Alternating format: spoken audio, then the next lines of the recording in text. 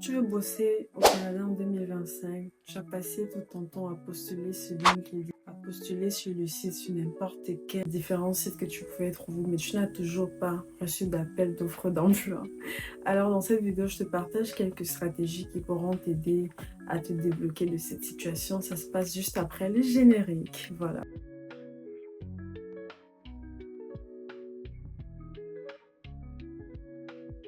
Alors, les secteurs qui recrutent en 2025, particulièrement la technologie, l'intelligence artificielle, donc les développeurs, les analystes, les cybersécurité. On a également la santé, donc les infirmiers, préposés et pharmaciens. On a aussi les métiers de construction et les métiers spécialisés, donc les soudeurs, les électriciens et les opérateurs.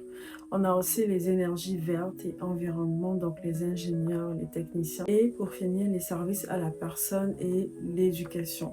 Donc, on parle également des éducateurs, intervenants sociaux, des enseignants, particulièrement dans la ville de Montréal, Toronto, Calgary et Vancouver. Tout ce que j'ai cité là, ça perd mal dans ces villes-là.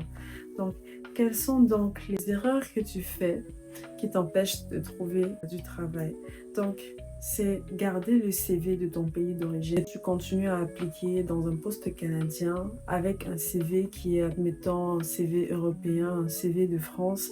C'est pas du tout adapté au format canadien. Ça va pas t'ouvrir les portes et malheureusement, tu mettras ça sur les sites d'embauche, d'emploi, mais ça va pas marcher.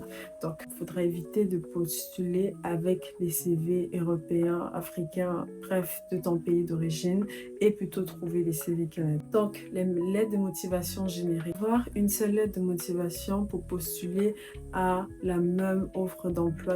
Donc, les lettres de motivation qui sont généraux. En tout cas, tu me diras en commentaire. Bref, ça, ce sont par exemple les choses à éviter. Ignorer LinkedIn et les groupes locaux. Donc, LinkedIn qui sert particulièrement à faire du réseautage et à trouver de l'emploi.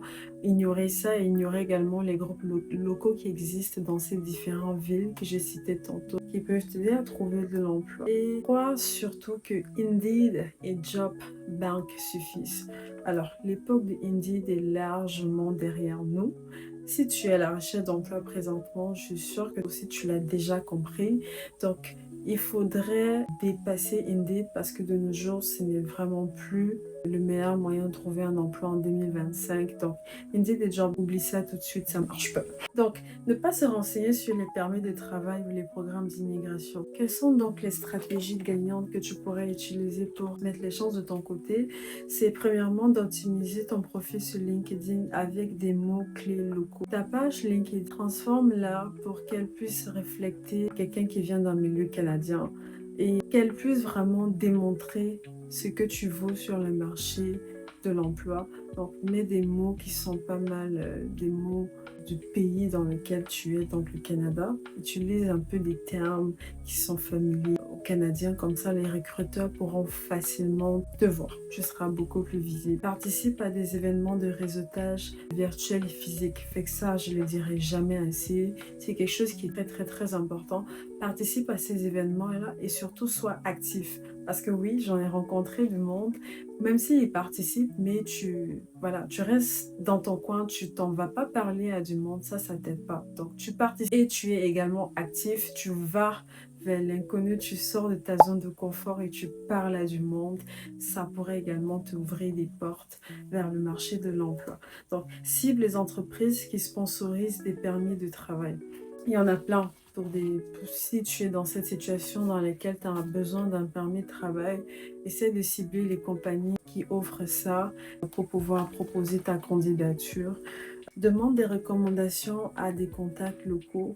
Donc, essaie de voir ces personnes-là qui t'entourent, que tu connais ou que tu as eu à faire du bénévolat ou que tu as eu à connaître grâce à des événements et essaie de demander des références qui pourront également t'aider dans le marché de l'emploi. Ces références-là, tu les donneras à tes recruteurs qui vont leur appeler pour avoir ton 5 étoiles. Ils vont devoir te noter 5 sur 5 étoiles pour voir si tu es un bon candidat à avoir dans la compagnie. Alors, crée du contenu, des posts, des vidéos, des articles pour se rendre visible sur les plateformes. C'est important. Donc, mettons, si toi, tu fais de la recherche, Tu peux également proposer tes articles sur des plateformes. Ça également, ça peut augmenter ta cote et ça peut plus te rendre crédible auprès des recruteurs. Donc, sous-estime pas ça du tout. Et en parlant des vidéos, j'ai rencontré également une autre personne qui m'a fait comprendre que grâce à des vidéos qu'il faisait sur son TikTok, il a pu avoir un travail dans le milieu du multimédia. Donc aujourd'hui, ces personnes-là avaient besoin de quelqu'un dans ce domaine. Il est passé d'ailleurs à Radio. Je ne sais pas si c'était Radio-Canada, je ne suis pas certaine, mais ils avaient besoin d'une personne dans le domaine et les recruteurs sont tombés sur sa page TikTok et ils ont apprécié le contenu que cette personne faisait, le style des vidéos, et ils l'ont contacté pour le recruter dans la compagnie. Donc on ne sait jamais où ce que ça peut te mener. Sous-estime pas ça du tout.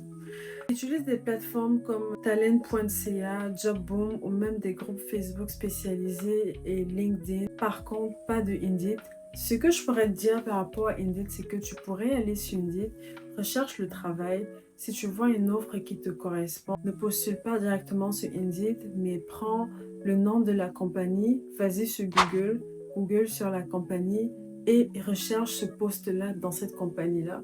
Et c'est par cette façon que tu peux appliquer pour te donner plus de chance. Pas Indeed. Si tu veux utiliser Indeed, c'est de cette manière-là que tu pourrais le faire, que je te l'ai dit, qui pourra t'aider. Donc ouais, c'est ça. Donc présentement, je peux te parler un peu d'une anecdote. Moi, quand je suis arrivée, avant de trouver mon premier emploi, j'ai dû postuler à plusieurs. Et dans mon temps, Indeed fonctionnait très bien.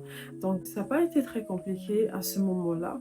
Ça l'a été plus tard, mais à ce moment-là, particulièrement, sur Indeed, j'avais eu à postuler sur comme 20.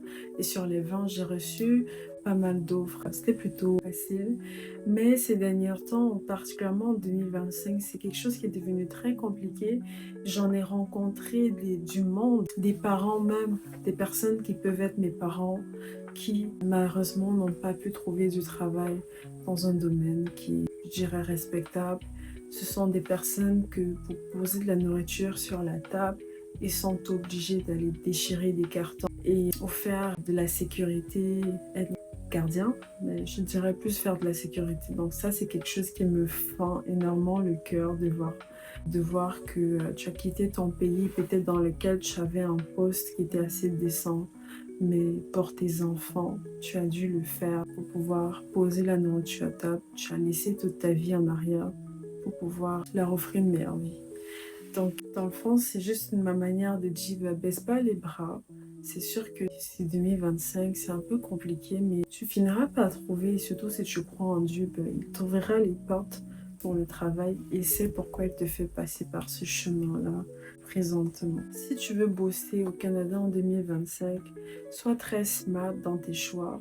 Tout simplement, essaie d'adapter ton CV canadien. Adapte ton CV pour chaque poste que tu verras sur les plateformes, les mots-clés qu'ils recherchent. Et essaie d'avoir un CV qui reflète ces mots-clés-là. Essaie d'avoir également une lettre de motivation qui est aussi personnalisée pour les offres d'emploi que tu convoites.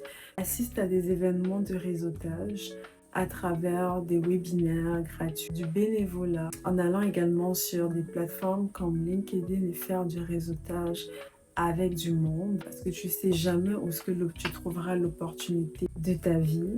C'est très important de garder en tête de faire du réseautage, sortir sa zone de confort, aller parler à du monde. Et quelle autre astuce est-ce que je peux penser en résumé dans ma vidéo? Voilà, c'est pas mal ça. Et surtout, lâche pas. Et si tu es même plus motivé, ben, tu peux aller dans des compagnies en présentiel. Il y a certaines compagnies qui acceptent ça. Voilà, c'est pas tous qui acceptent, mais vas-y en présentiel et montre que tu es engagé. Et puis, au pire des cas, si tu peux, retourne aux études et essaye de voir comment est-ce que tu peux avoir des services locaux qui pourront également t'aider directement dans la recherche de l'emploi. Il y a aussi des organismes qui sont offerts par le gouvernement comme Carrefour Jeunesse Emploi, donc Service Canada. Plein de petites boîtes qui aident un peu à la recherche de l'emploi. J'en ai parlé dans certaines vidéos déjà, donc n'hésite pas à regarder ces vidéos-là sur ma page qui pourront t'aider. Et voilà, j'espère que cette vidéo t'a plu. Si tu as des commentaires, si tu as d'autres astuces qui peuvent aider d'autres personnes, mets tout ça en commentaire. Nous allons tous lire ce commentaire-là. et je répondrai à travers une vidéo. Merci d'être resté jusqu'à la fin. C'était Sandra Universe pour te servir.